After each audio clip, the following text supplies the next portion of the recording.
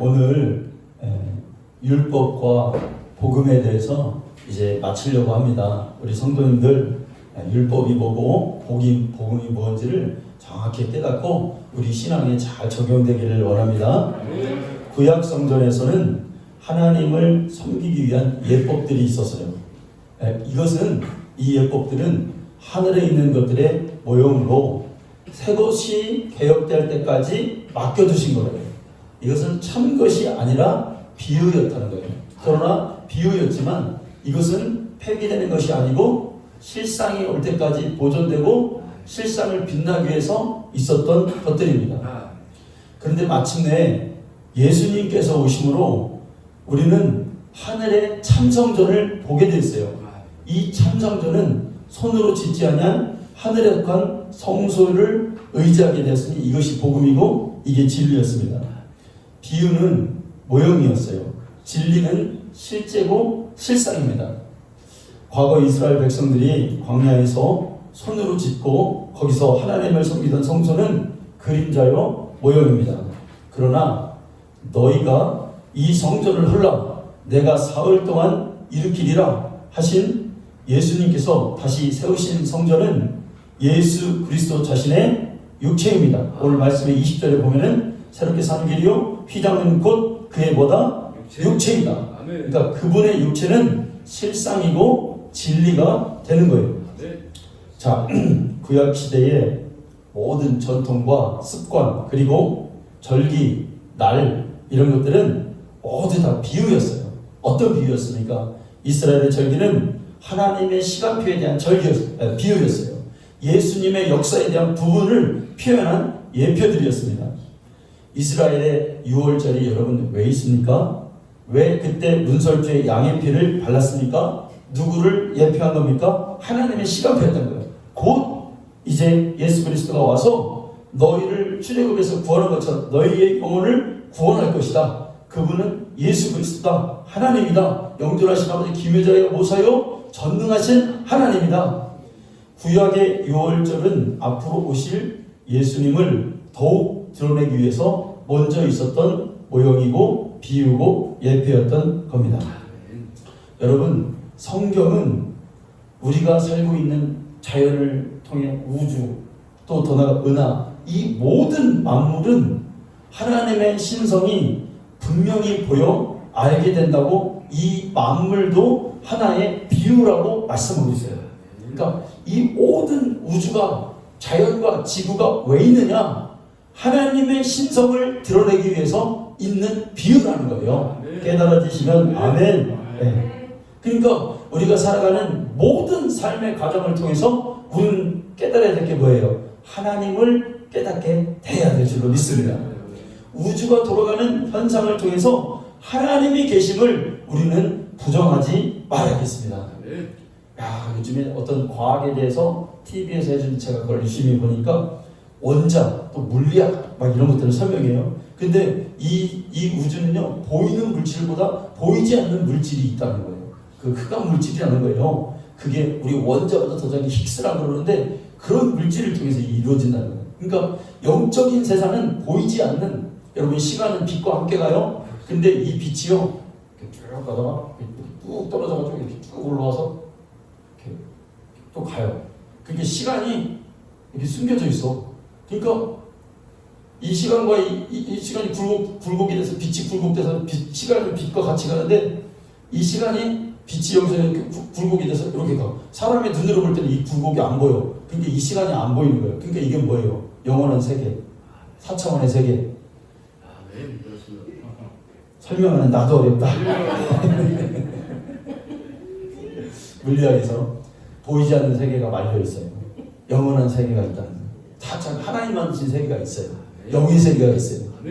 그걸 우리는 무엇으로 볼까요? 믿음의 눈으로 봐야죠. 눈으로 보이는 것만 사는 것은 유물론자들이에요. 네. 전도서에서는 이렇게 말해요. 지금 모든 있는 것들은 다 예전에 있었다는 거예요. 그게 뭐냐면 하나님 만드신 거라는 거예요.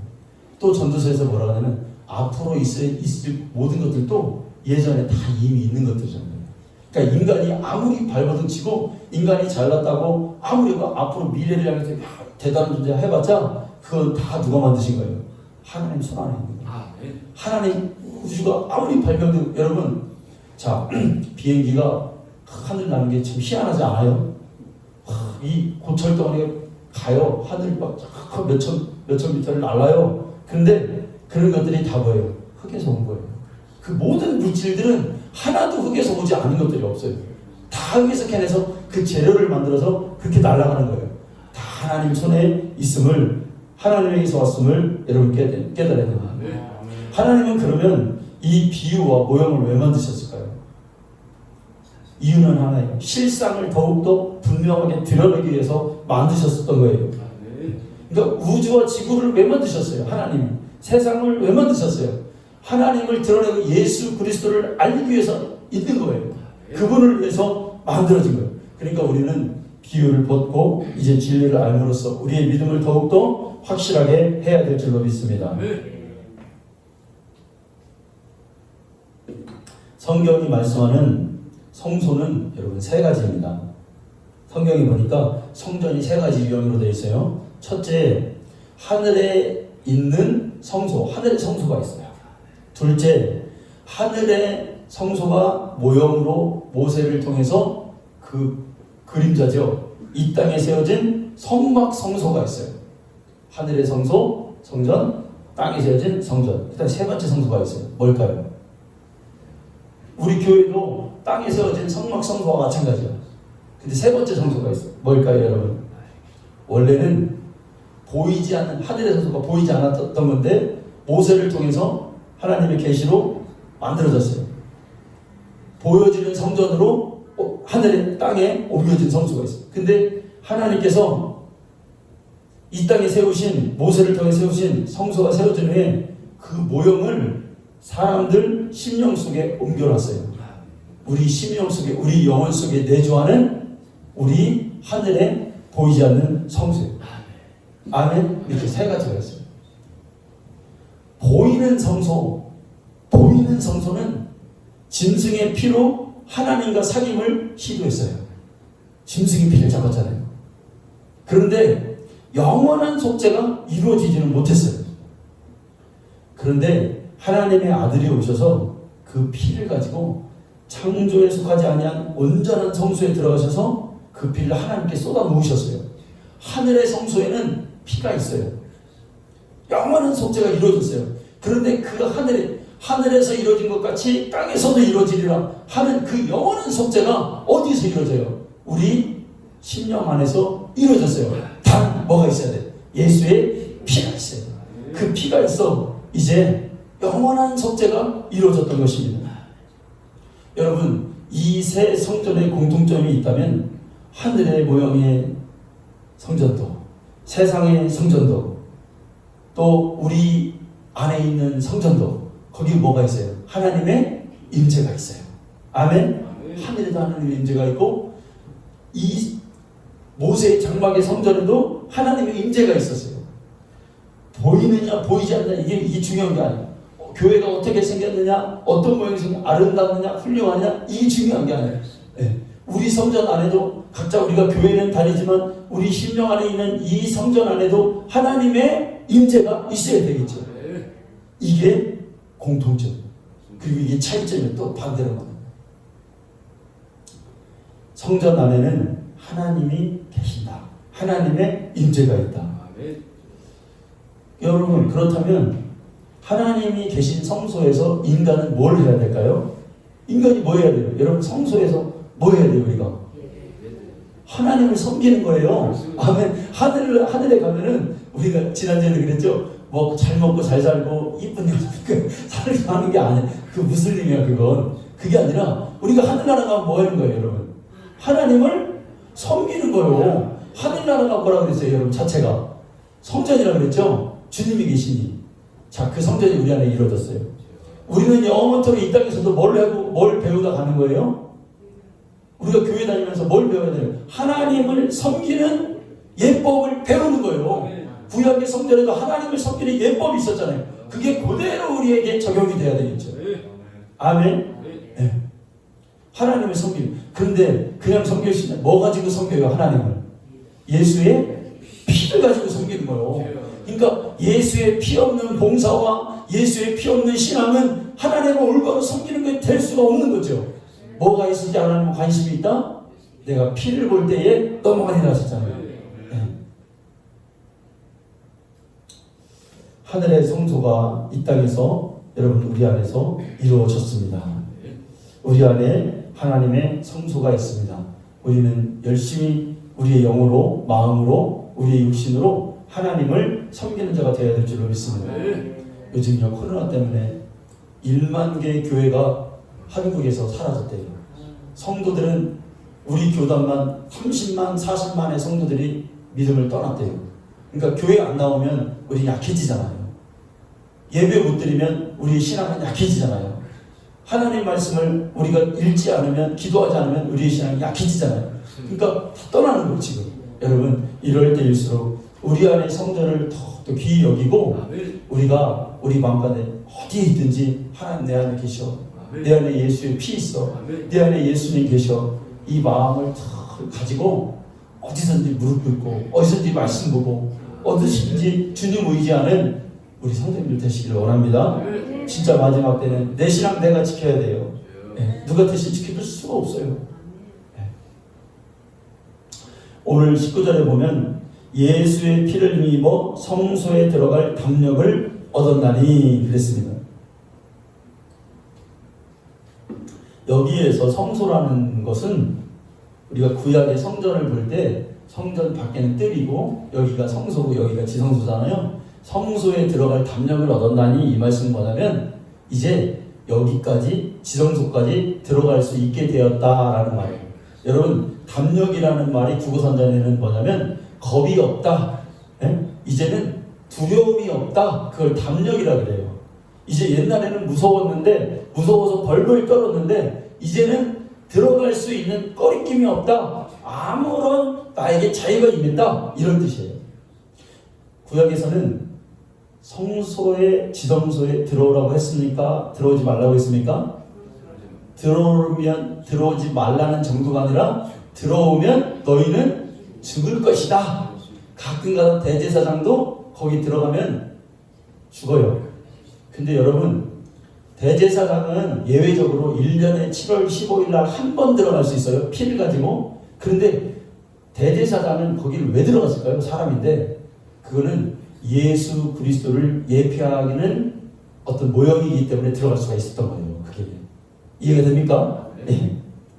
하나님이 거기를 들어가지 말라, 아무도 들어오지 말라 그랬는데 갑자기 이제 들어와도 된다는 거예요. 담력을 얻었다는 거예요. 들어오지 말라는 것이 하나님의 은혜였음을 우리가 깨달아요. 여러분 창세기에서 인간이 선악과를 딱 먹고 하나님이 보니까 뭐라고 그랬냐면 야 인간이 이제 생명나무도 먹을까 두렵다. 그러니 저들을 에덴에서 추방해야 된다. 쫓아내야 된다. 그랬어요. 그리고 인간은 그 즉시로 생명나무를 먹을까봐 내쫓겼어요. 이게 오늘 지성소로 들어오지 말라는 구약의 말씀과 이게 똑같은 거예요. 인간은 죄가 있는 상태로 생명과를 먹고 영원히 살게 되면 인간은 그게 비극입니다. 인간이 죄가 있는 상태에서 에덴에서 하나님을 다시 마주치면 어떻게 될까요? 인간은 영원한 형벌 지옥으로 가는 거예요. 하나님을 뵙지 않는 것이 은혜인 거예요. 죄가 있는 상태. 오늘날 불신자들이 육신의 생명이 있는데 이 육신의 생명이 끝나고 하나님을 마주치게 되면 어떻게 될까요? 죄가 있는 상태에서 하나님 마주쳐 육신의 생명이 다해서 그의 영혼이 하나님 앞에 가. 그러면 그 영혼은 그게 자체가 비극인 거예요. 그러니까 우리가 에덴에서 선악과를 먹고 생명나무를 먹지 않고 하나님을 마주치지 않고 내쫓긴 거 이게 율법이죠. 이 율법이 알고 봤더니 우리를 위한 배려였고 하나님의 은혜였다는 것을 우리가 깨달아야 될 줄로 믿습니다. 율법이 어렵다, 지키기 어렵다, 따로 그게 아니라 이 모든 것들은 하나님이 우리를 구원하기 위한 배려였고 은혜였음을 다시 한번 깨달아야 됩니다. 이제 지성소로 들어가지 않는 것. 인간은 죄가 있기 때문에 영원한 속죄가 이루어지지 않은 상태에서 인간이 여기 들어왔다, 하나님을 배웠다, 그 자체는 우리에게 엄청난 영혼의 저주라는 것을 우리가 다시 한번, 그게 하나님의 은혜인 것을 여러분 깨달아야 됩니다. 다시 말하면 예수 그리스도의 피옷을 입지 않고 하나님을 만나는 것은 가장 큰 영혼의 비극입니다. 그런데 계시록에 보니까 새 예루살렘에서 계시록 22장 1절과 2절을 보니까 사람들이 뭘 먹고 있어요? 하나님 나라에서? 혹시 안 읽어보셨어요? 창세기와 계시록은 여기 해답이 다 있어요. 같이 가요. 여기 뭐가 있어요? 그 에덴에서 먹지 말라고 했던 생명나무의 실과를 사람들이 먹고 있더라 이거예요. 이게 어떻게 된 일이야? 옛날에는 먹지 말라고 했는데 이제 먹으라는 거예요. 누구 때문에 먹게 된 거예요? 예수님 때문에 우리가 먹게 되는 거예요. 저 영원한 나라에서 영원토록 사는 그 생명나무의 실과를 우리가 이제는 먹게 된 거예요. 자, 그러면 예수의 피를 힘입어 성소에 들어갈 담력을 얻어나니, 그전에는 들어가면 죽었는데 이제 들어가는 거예요. 히브리서의 주제가 뭐예요? 이제 지성소로 들어가는 거예요. 이제 하나님 앞으로 마음껏 나오라는 거예요. 누구 때문에 그러냐 이거예요. 뭐 때문에 그러냐 이거예요. 예수의 피에 힘입어, 예수의 피의 능력을 힘입어, 그의 육신, 그의 휘장, 그의 살을 통하여 우리가 하나님 앞으로 나아갈 길을 얻었다는 것입니다. 아멘. 이 모든 성경이 이렇게 같이 가고 있다는 겁니다. 여러분, 우리는 이제 적극적으로 하나님께 나아가는 자가 되었어요. 여러분, 신앙생활은 구약과 같이 하는 게 아니에요. 두려워서 못 가요. 하나님과 거리가 있어서 못 가요. 자석과 자석이 이렇게 돼 있으면 이게 극이 같으면 안 되잖아요. 그래서 떨어져 있어야 돼요. 그런 신앙생활이 이제 아니에요. 이제는 적극적으로 하나님 앞에 가서 우리가 하나님 앞에 우리가 붙어야 될 줄로 믿습니다. 더욱더 여러분, 이럴 때 하나님 앞에 기도하는 성도가 되기를 원합니다. 왜? 예수의 피가 있기 때문에 그 피로 말미암아 우리는 하나님 앞에 갈 수 있는 휘장이 열렸어요. 네. 그래서 오늘 말씀에 보면은 뭐라고 합니까? 23절에 보십시오. 23절부터 쭉 읽어보면 소망을 굳게 잡고 서로 돌봐 사랑과 선행을 격려하며 모이기를 피하는 어떤 사람과 습관과 같이 하지 말고 오직 권하여 그날이 가까울수록 더욱 그리하자. 더욱더 하나님 앞에 나오라는 거예요. 더욱더 형제들과 친밀하게 신앙생활을 더욱 굳건하게 붙들고 하라는 거예요. 모이기를 피하지 말고. 여러분, 예배 자리에 더 많이 나오시기 바랍니다. 새벽에도 기도하고. 여러분, 놀라운 것은 다른 교회 권사님들이 여기 와가지고 차례하고 있어요 지금. 참 와서 기도하시고 그러고 있습니다. 우리 권사님도 새벽에 기도하시고 여기서 차례하는데 우리들도 해야 되지 않겠어요? 아멘? 하나님 앞에 매달린 것밖에는 없죠. 성막의 구성을 보면 세 가지로 되어 있습니다. 성전뜰과 성소와 지성소로 되어 있어요. 예수님이 오시기 전까지는 구약의 성도들이 드렸던 예배는 제한적이었던 걸 우리가 볼 수 있습니다. 성전뜰까지 올 수 있어요. 말하자면 성전의 마당을 밟고 간단 말이에요. 거기까지만 오는 거예요. 그러니까 이게 어떻게 보면 성소에 들어올 때도 있겠죠. 네, 성소까지 들어와요. 그러면 뭔가 나의 어떤 그런 감동을 받아. 그런데 여기까지를 들어오지 못하니까 속죄적 감각이 없어요. 예배에서 속죄적 감각과 하나님의 실질적 임재가 굉장히 제한적이다. 그러니까 대제사장이 여기 들어왔다가 나 오늘 하나님 만났어. 하나님의 오늘 임재가 강력했어. 오늘의 기름 부심이 강력해서 이거를 듣고만 가는 거예요. 아, 오늘 하나님의 우리가 드렸던 예배가 그래도 잘 드려졌구나. 멀리 떨어져서 듣기만 했다는 거죠. 그런데 신앙에 와서 우리의 신앙생활은 이렇게 해서는 안 된다는 거예요. 어디까지 와야 돼요, 여러분? 우리의 믿음이, 우리의 예배가 어디까지 와야 돼요? 성전 뜰까지 가면 안 돼요. 지성소까지 들어와야 돼요. 거기에는 하나님의 말씀과 기도가 있어요. 이것을 맛봐야 돼요. 근데 이것을 통해서 어디까지 와야 돼요? 여기까지 와야 돼요. 지성소까지 와서 하나님의 살아계신 임재를 예배의 순간순간마다 늘 날마다 우리가 경험하고 가야 돼요. 이게 진짜 예배예요. 이게 진짜 하나님을 섬기는 거예요. 사람도요 3가지로 구성이 돼 있어요. 우리는 성전이라고 그랬잖아요. 그러니까 이 사람도 3가지가 돼 있어요. 첫째, 몸이 있어요. 우리의 몸, 육신이 있어요. 그리고 우리의 정신이 있어요. 그런데 우리가 하나님을 만나는 더 깊은, 일반 사람들은 감각하지 못하는 정신보다 더 깊은 인간에게는 뭐가 있어요? 영이 있어요. 영혼이 있습니다. 여러분, 우리의 삶도요, 육신이 아무리 성공을 하고 물질을 많이 가지고 이 육신이 잘났어도 이 육신만 가지고는 우리가 행복할 수가 없어요. 그 사람의 생각과 그 사람의 어떤 의지와 감정과 이런 모든 정신세계가 똑바로 되지 않으면, 그러니까 정신세계가 육을 지배하잖아요. 그러니까 정신이 온전하고 정신이 건강하면 이 사람 행복해요. 근데 육신이 아무리 가진 게 많고 아무리 뭐해도 허영과 어떤 잘못된 마음이 있으면 이 사람에게는 행복할 수가 없는 거잖아요. 신앙도요 육신적으로만 하는 분들이 있어요? 아니요. 신앙도 내 감정이, 하나님 말씀이 나를 감동하는 데까지 가야 돼요. 그래서 감동이 돼야 내 의지가 발동하지, 아니면 억지로 하게 되는 거예요. 거기가 육신적인 거예요. 근데 오늘날 많은 교회들의 사람들의 신앙생활을 보게 되면 어떻게 되면 그냥 1세대 사람들이 하니까 이렇게 섬기는가 보다, 여기 이렇게 하면 안 돼 이제. 주일날 예배 지키는가 보다, 봉사하니까 우리도 봉사해야 하는가 보다, 이렇게 배워요. 그게 아니라 우리의 감정을 지배하고 하나님의 말씀이 내 정신을 지배하고 영으로 해야 되는 그런 신앙생활을 해야 돼요. 근데 이건 누가 가르쳐준다고 되는 게 아니에요.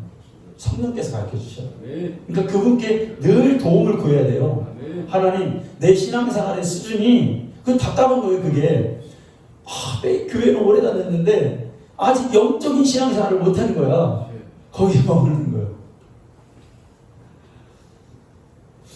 잠언과 전도서에 보면 솔로몬이 육신의 세계에 대해서 많이 얘기해요. 뭐라고 하면 대부분 부정적으로 얘기해요. 야, 내가 뭣도 많이 받고 물질이 많아가지고 우리 집도 많이 꾸며봤고 내가 사업도 크게 해봤고 내가 여인도 많이 거느려봤다 이거예요. 근데 거기서 아무 행복이 오지 않았다는 거예요. 뭐가 행복하냐? 그것보다 더 나은 지혜, 내 정신세계가 건강하니까 그래도 그것이 행복인 줄 알았다는 거예요. 근데 전도서에서 고백하죠. 헛되고 헛되니 헛되고 헛되도다. 이것도 그 지혜가 있어봤자, 그렇게 살아봤자, 많이 공부하고 지혜를 얻으려고 노력해봤자 이것도 헛되다는 거예요. 그럼 뭐가 진짜다 이거예요. 뭐가 진짜예요, 여러분? 내가 다 살아보고 누려보고 다 해봤지만, 일의 결국을 다 들어봤지만, 일의 결국을 다 경험해봤지만, 하나님을 경외하고 그 명령을 지키는 것이 모든 사람의 본분이다. 하나님을 경외하는 게, 영적으로 사는 것이 이게 진짜 최고의 행복이었다는 것을 성경이 고백하고 있습니다. 여러분, 이 사실을 사람은 대부분 언제 깨닫는다고 그랬어요? 죽을 때 깨닫는다고 그랬어요. 다 헛된 거예요. 지난날 내가 죽음 앞에 딱 서보니까 모든 게 헛된 거예요. 근데 그때 깨닫지 말라고 그랬잖아요. 지금 깨닫자 이거예요. 하나님을 섬기는 게 우리의 인생의 최고임을 지금 깨닫자 이거예요. 아둥바둥 발버둥 치고 내가 막 살고 내 신앙 다 잃어버리고 하나님 경외하는 걸 다 잃어버리고 그렇게 살아봤자 헛된 것 뿐이에요. 돈 많이 벌려고 아무리 해봤자 그것도 아무리 많이 가져봤자 죽을까 어떡할 건데. 이것까지 뭐 행복할 것 같아. 하나님 앞에 딱 서보면 진단이 나오잖아요. 지금 그 모습을 상상해보면 내가 지금 이렇게 아둥바둥 막 악착같이 살고 뭐 다른 거에 정신빨려 사는 것이 이게 진짜 올바른 진리의 삶이다. 아니라는 거죠. 진단해 보면 알잖아요. 하나님 앞에 섰을 때 뭐가 떳떳한 건지를 어떻게 사는 것이 그분에게 진정한 의로운 삶인지를 내가 오늘 진단할 수 있어요. 믿음의 눈으로. 아멘. 그걸 자꾸 생각하고 그 방향을 잡는 것이 우리 믿음의 삶인 거죠. 여러분 이 연말연시에 여러분 우리가 집에서 있을 때 누워있을 때 수도 없이 생각하잖아요. 지금 내가 무엇을 추구하고 살아야 되는가? 내가 무엇을 생각하고 살아야 되는가? 정말 이대로 내가 이렇게 살아가는 것이 이게 정말 하나님 앞에서 좋은 삶인가? 아니면 내 육신이 좀 힘들고 어렵더라도 힘을 내서 용기를 내서 주님 앞으로 적극적으로 나가서 신앙으로 매달리며 그분께 내 일생을 다하도록 사는 것이 그게 진짜의 삶인가? 진단하자 이거예요. 아멘. 아멘. 아멘. 이 연말연시에 그렇게 하자.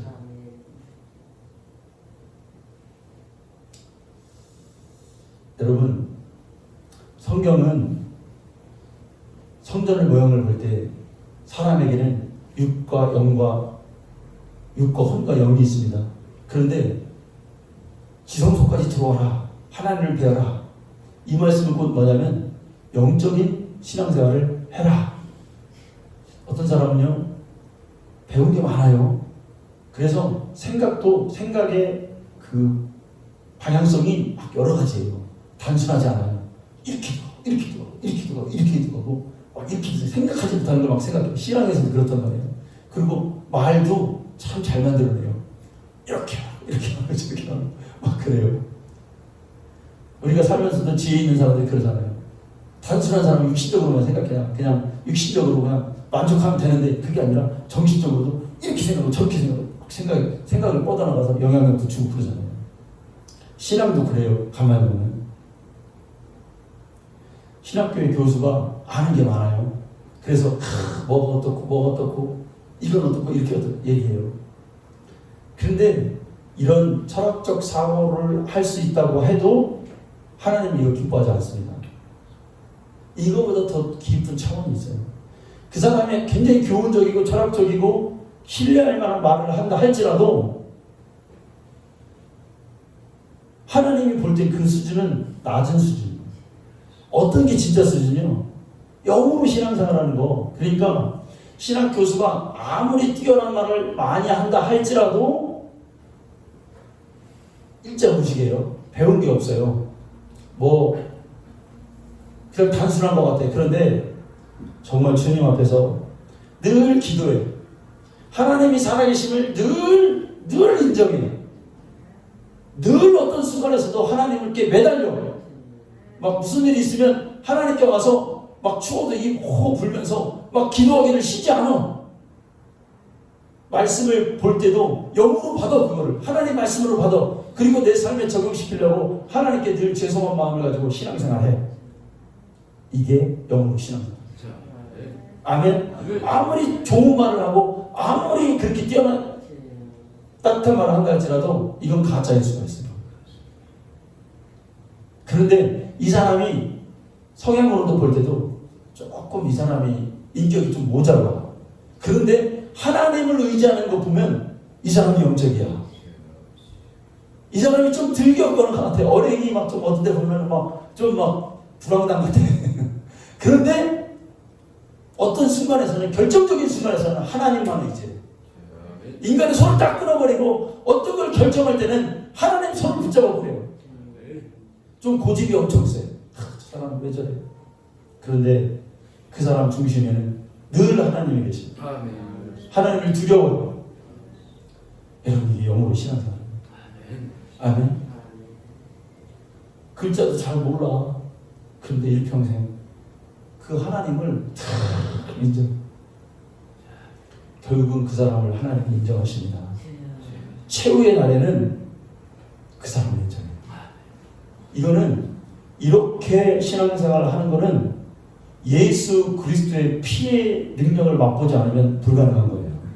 어떻게 일자무식의 사람이, 어떻게 지식이 없는 사람, 세상 지식이 없는 사람이 하나님의 지식만 콕 가지고 신앙생활을 할 수 있을까요? 그건 주님이 그에게 피를 주셨기 때문에, 피의 신앙을 가졌기 때문에 부인할 수 없는 그 어떤 영의 동의가 있었기 때문에 가능한 거라고. 여러분, 우리가 이렇게 신앙생활합니다. 아멘. 있고 없고가 문제가 아니오. 내가 잘나고 못나고가 문제가 아니라 신앙생활의 영적이라고 할 때 성전 뜰만 밟지 않는 성도가 되기를 합니다. 성소의 휘장을 지나 지성소로 들어가는 하나님을 뵙는 성도가 되기를 원합니다. 피가 있을 때 가능합니다. 오늘날 많은 사람들이 교회론에 대해서 얘기해요. 교회가 구제 많이 해야 된다. 이웃을 섬겨야 된다. 봉사해야 된다. 맞아요, 여러분. 교회는 주님의 사랑을 나눠야 됩니다. 좋은 일을 많이 해야 돼요. 근데 피를 가진 후에 그렇게 해야 됩니다. 피를 가지고 그렇게 해야 됩니다. 왜? 교회는 하나님께서 아들의 피값으로 교회를 사셨기 때문에 교회는 피의 교회예요. 봉사의 교회가 아니라 피의 교회여야 돼요. 교회는 육신의 교회가 아니라 영적인 교회가 되어야 될 줄로 믿습니다. 이 세상에 교회가 그 어떤 것보다 값진 공동체인 것은 세상에 있는 금이나 은으로 산 게 아니에요. 하나님의 아들의 하나님의 피로 사셨기 때문에 교회가 값진 것입니다. 이 피로 충만할 때 음부의 권세가 넘보지 못하는 거예요. 여러분, 이걸 생각해 보세요. 음부의 권세를 이길 수 있는 기관은 교회밖에 없어요. 피를 가질 때. 그래서 그 예수의 피는 단지 붉은 색깔의 물질이 아니라 그랬어요. 하나님 나라를 통과하는 그 문에 피를 바르지 않으면 아무도 결단코 하나님 나라에 들어갈 수 없는 하나님의 의요, 하나님의 법칙이며 하나님의 말씀이며 진리인 것을 우리가 깨닫게 되시기를 바랍니다. 오늘 그 피를 가지고 신앙생활하기를 결단하는 저와 우리 성도님 되시기를 간절히 축원합니다. 하나님 감사합니다.